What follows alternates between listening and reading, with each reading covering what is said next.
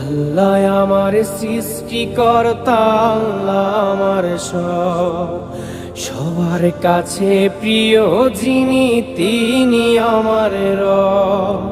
দুনিয়া করব সবাই আল্লাহর ইবাদত, দুনিয়া করব সবাই আল্লাহর ইবাদত।